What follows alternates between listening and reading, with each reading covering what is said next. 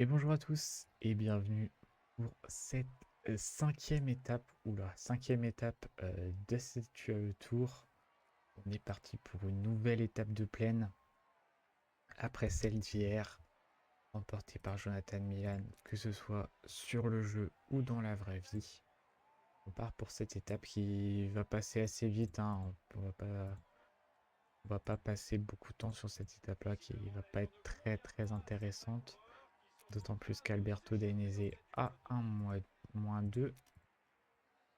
On va protéger Ilan Van Leader. Donc, bonjour à tous, bienvenue pour cette vidéo. Comme je l'ai dit, cinquième étape, une étape dans laquelle il ne devrait pas se passer grand chose, à moins qu'il y ait du vent, mais j'ai l'impression que sur ce parcours de Pro Cycling Manager, ils n'ont pas mis, des fois ils font ça, ils mettent des coups de bordure, mais là ils n'ont pas mis cette année. Donc ça nous donne des étapes un peu ronronnantes, pas très intéressantes, où c'est beaucoup de plaine. Demain ce sera un petit peu plus intéressant avec l'arrivée à Djebel Lafette. Et on terminera par une étape de plaine dimanche. Si vous n'avez pas vu la vidéo d'hier, je vous conseille d'aller la voir pour voir qui a gagné. Est-ce que Jonathan Milan, enfin, je l'ai dit en début de vidéo, Jonathan Milan a remporté. Nous, avec Alberto Denese, on n'a pas fait un très bon sprint, hein. On a fini hors du top 10, il me semble. C'était pas évident comme finale avec la bosse qui a fait un peu mal au coureur italien. Aujourd'hui, ça devrait être un petit peu plus facile, même si les sprints sur le jeu, c'est assez compliqué à jouer. Mais voilà, on va essayer de faire notre mieux et puis aller chercher la meilleure place possible et pourquoi pas la victoire, même si Nathan Milan a l'air quand même très au-dessus sur cette UAE Tour. Concernant l'actualité de ces derniers jours, comme on y revient sur chaque étape, cette fois-ci je peux vous parler du Tour d'Algarve parce que les deux étapes, celle de hier et celle d'avant-hier, sont passées au moment où je tourne. Donc déjà, commençons par celle d'avant-hier avec la victoire de Paul Magnier. Victoire très forte de Paul Magnier parce qu'il est parti d'assez loin en sprint et puis la remontée, il allait s'imposer devant Jordi Meus, ça dépend comment vous le prononcez, et Pavel Bittner. Et puis l'étape d'aujourd'hui, un, un combat, j'ai envie de dire, entre trois coureurs avec Juan Ayuso, Paul Sexas et Joao Almeida. Oscar Onley et Mathieu Riccitello qui étaient un petit peu là en arbitre mais qui étaient quand même un peu moins forts et qui à chaque fois que ça accélérait se faisait distancer. Et voilà, Paul Sexas qui va chercher sa première victoire professionnelle. Il a un petit peu tourné autour la saison dernière avec quelques places d'honneur et puis une victoire qu'il avait laissée notamment à Nicolas Prodhomme sur le Tour des Alpes. Voilà, c'est fait. Paul Sexas qui s'impose pour sa journée de reprise.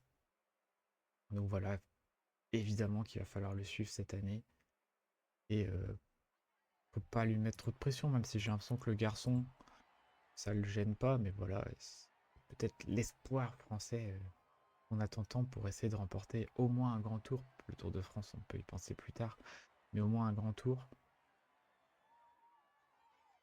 Peut-être pas pour tout de suite, il a le temps, il a que 19 ans encore, mais voilà, Paul Sexas qui s'est imposé sur le Tour d'Algarve. Et du côté du Tour d'Andalousie, c'était une victoire de Ivan Romeo qui a profité de prendre une échappée avec Andreas Leknesund et qui l'a lâché à 2 km de l'arrivée pour aller s'imposer en solitaire. Et Ivan Romeo d'ailleurs qui prend une belle option au classement général de cette Ruta del Sol, parce qu'il a quand même 57 secondes d'avance sur les autres leaders. Malheureusement pour lui, il n'y a pas les bonifications, sinon ça aurait pu être encore plus. Mais ouais, avec 57 secondes, le parcours qui présente pas d'arrivée, ou à moins d'avoir une vraie défaillance, perdre une minute, ça semble compliqué. Après, je sais plus comment est l'étape de demain, mais si c'est une étape un petit peu vallonnée, s'il a le contre-coup de l'étape d'hier, tellement ça peut lui peser dans les jambes et il pourrait perdre un petit peu de temps. D'ailleurs, j'ai oublié de le dire, mais sur le Tour d'Algarve, c'est Juan Ayuso qui a pris le maillot de leader dans le même temps que Paul Sexas avec Joao Almeida qui est troisième. On a vu Kevin Vauquelin aussi qui a fini 9e, je crois, et qui s'est classé 7 ou 8e du classement général. Donc voilà, les coureurs français qui répondent présents. Sur l'étape d'aujourd'hui, c'est un contre-la-montre, donc à voir comment ça va se passer entre les favoris. On sait que Paul Sexlas se débrouille assez bien dans la discipline. Du côté de Joao Almeida, c'est pareil, et puis même Juan Ayuso, hein, c'est des coureurs qui se débrouillent plutôt bien dans l'exercice chronométré. J'ai oublié d'en parler hier, mais on a su aussi les équipes qui étaient invitées sur le Tour de France Femmes.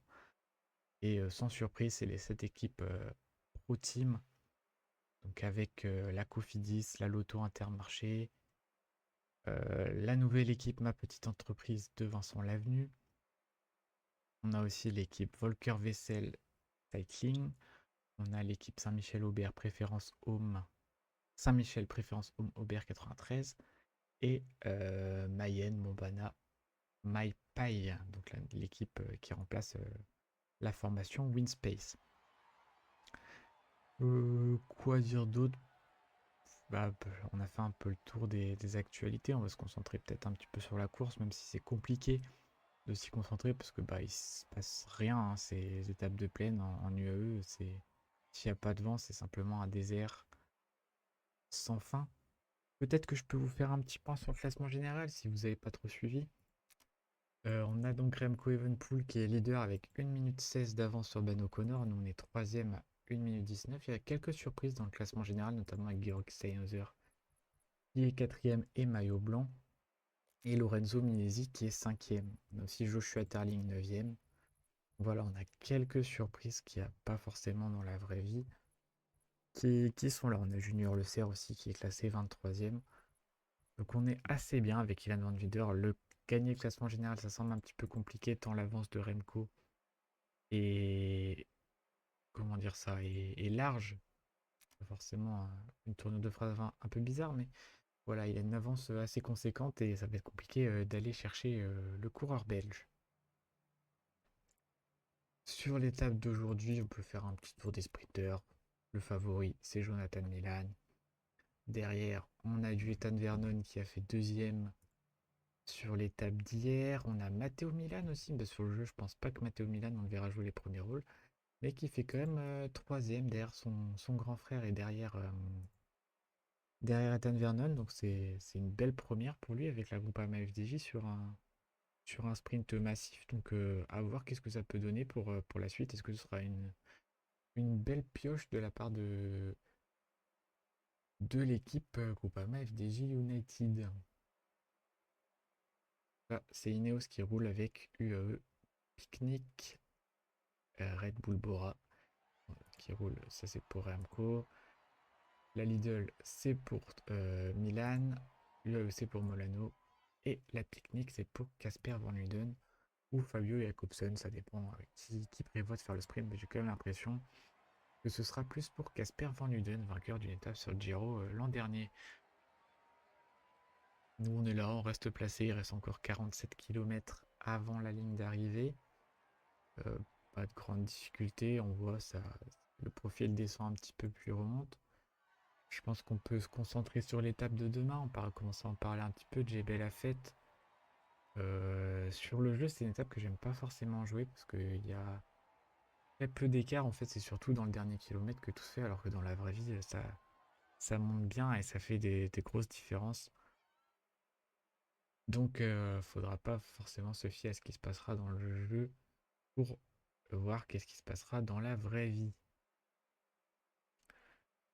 Concernant les courses, on commence petit à petit à se rapprocher des classiques pavés, parce qu'on aura la première de la saison avec l'Omloop et Nieuwsblad la semaine prochaine. Le tenant du titre est Soren Warenskold qui est en ce moment sur la Ruta del Sol. Ce sera intéressant à suivre, d'autant que les équipes ont un petit peu changé. Je pense à la formation Soudal Quickstep notamment, qui s'est renforcée avec les arrivées de Dylan Van Baarle et Jasper Stuyven. Decathlon CMA CGM qui a enregistré l'arrivée de Tige Benoot. Malheureusement, le Belge s'est fait opérer et va manquer la saison des classiques. Et c'est en quelque sorte du coup la formation Visma Lease the Bike hein, qui s'est affaiblie autour de Wout van Aert. Hop, alors on va faire le train. Et mettre mettre Le Cerf à protéger Van Wilder. Wangelou, hop. Eiko Bastians. Ensuite, Ethan Hayter. Et puis on va partir avec ça. On va demander à Van Wilder de rester placé pas trop loin. Et puis on va mettre en marche le train. On voit déjà l'équipe Lidl Trek qui est au diapason pour Jonathan Milan. Avec même Derek G qui est dans le train avec son maillot de champion du Canada. On arrive donc dans les 15 derniers kilomètres, on s'en rapproche petit à petit. Et on va essayer de faire le meilleur sprint possible. Même si c'est toujours compliqué à gérer sur ce jeu, comme je vous l'ai dit sur l'étape de hier. Et puis comme je continue à le dire, je suis vraiment pas fan des sprints sur le jeu parce que dans 90% des cas, en fait, on se fait bloquer.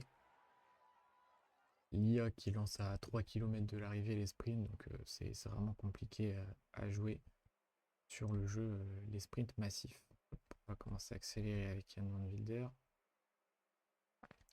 Même si cette année il y a du progrès, hein, on voit bien les trains, ce qu'on ne voyait pas avant, ils gardent leur ligne, ils se décalent pas trop. Donc c'est quand même quelque chose de positif ces trains sur cette version 2025 de Pro Cycling Manager. Allez, on va commencer à accélérer. On voit les formations Ineos, la formation UAE avec Del Toro en deuxième position. On a la formation Lidl Trek sur la droite. Et nous, on n'est pas trop mal, j'ai l'impression. Maintenant, est-ce que ça va tenir jusqu'à ce qu'il faille lancer? Ça va être une autre question. On va prendre les gels. Hop. Allez, Wangelou maintenant. Qui se fait bloquer par Eiko Bastian, c'est nickel. Dereji qui s'écarte pour l'équipe Lidl Trek. Allez, Wangelou accélère. Ah, ça perd du rouge hein, quand je mets en 99, c'est vraiment pas top. Hop. Bert Van Lerberg qui va lancer Alberto Dainese. Et c'est parti pour Alberto Dainese. On va encore être très loin. Victoire une nouvelle fois de Jonathan Milan. Devant Mads Mikkels et Casper Van Uden. Erlen Blikra qui fait 5. Nous avec Dainese, on va faire fond. Voilà. 11e, top 11. Comme dirait un certain Thibaut Pinot. Est-ce que ça existe même top 11? C'est la question. Ryan Mullen. Lanterne rouge de cette étape. Bon voilà les sprints une nouvelle fois. Compliqué pour nous, Jonathan Milan qui est vraiment au-dessus et qui n'a aucun mal à aller s'imposer et à chercher déjà son 3e succès sur notre partie. Donc Mads Mikkels qui fait 2e et Casper Van Eden 3e. Le maillot rouge, pas de changement, ça reste Remco Evenepoel devant Ben O'Connor et Ilan Van Wilder. Le classement de meilleur grimpeur, ça reste Remco de toute façon, il n'y a que Jebel Afet et Jebel Mobra qui avaient des points. Le classement par points, Jonathan Milan qui a fait le trou face à Mads Mikkels et Remco Evenepoel. Et le maillot blanc est pour Georg Steinhauser devant Joshua Tarling, devant Lorenzo Mesi et Joshua Tarling. Meilleure équipe qui reste la formation Astana, mais attention, une OX n'est qu'à 9 secondes. Donc voilà pour cette étape. Demain, rendez-vous avec la deuxième arrivée au sommet avec Jebel Afet et ses 10 km à 7,3% de pente moyenne. En tout cas, j'espère que cette vidéo vous a plu. N'hésitez pas à lâcher un petit like, un petit commentaire, à aller voir le compte Instagram en description. Et puis moi, simplement, je vous dis à demain pour cette arrivée à Jebel Afet. À la prochaine. Ciao, ciao.